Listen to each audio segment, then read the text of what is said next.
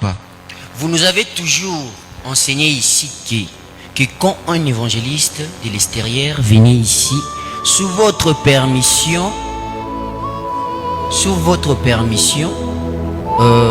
par une conduite pour organiser une ligne de prière. Donc, ceux qui doivent passer pour participer à cette ligne de prière doivent seulement être des incroyants ou des invités d'ailleurs. Mais ma question est de savoir, en lisant le frère Branham, j'avais eu à retrouver des de ses prédications où le frère Branham, dans une assemblée, il priait aussi pour le croyant de l'église locale. Et c'était par manque de connaissances ou c'était par une erreur, je ne sais pas. C'est cela ma question. Frère Branham avait un don de guérison où il était invité par ces gens-là à aller prier pour les malades. Frère Branham, dans toutes ces églises-là que tu vois là, on l'invitait à prier pour les malades. C'était un programme. Il tenait des campagnes là-bas, dans ces assemblées là-bas. Il était invité, non seulement à prêcher, par ces gens-là, pour prier aussi pour les malades. À cause de son don de guérison, c'est eux qui l'ont invité pour le faire.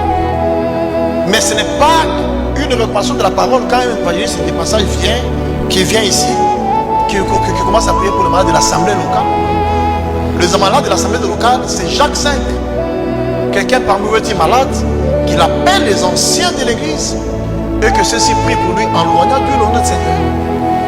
À moins que nous organisions aussi une campagne d'évangélisation ici. Lors de la campagne, là c'est autre chose.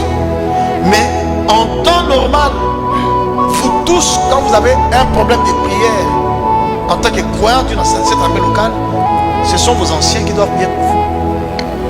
Ce ne sont pas les mains des anciens ou les mains de l'évangéliste qui guérissent, c'est Dieu qui guérit. Voilà.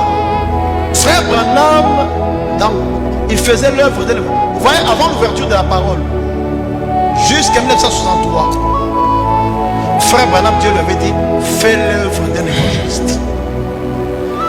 L'ouverture de la parole est venue avec le sceau en 1963. À partir du 18 mars 1963. C'est là où il y a l'ouverture de la parole. Et vous verrez qu'en mars 63 là, même les sorties, aller ailleurs, son passeport était confisqué. Jusqu'à sa mort, Frère Branham ne peut sortir des États-Unis. C'est pourquoi Dieu a utilisé un autre pour répandre ses messages jusqu'aux extrémités de la terre. Vous voyez? Donc ça, c'est la ligne de conduite de l'église. Les malades de l'église locale, si vous lisez la lettre circulaire de septembre 1972, vous trouverez ça là-bas. Lettre circulaire septembre 72. Vous trouverez ça là-bas. Il dit que les croyants d'une église locale ne doivent pas faire confiance à un évangéliste de passage pour leurs problèmes, pour leurs maladies, et ainsi de suite. Cette confiance-là doit être placée sur les anciens qui sont toujours avec eux et qui connaissent beaucoup de situations ensemble avec eux. C'était pas un manque de connaissance. Ceux-là qu'il a invités pour tenir des campagnes là-bas, il l'a invité pour prêcher et prier pour les malades. Il voulait profiter de ses dons de guérison là-bas.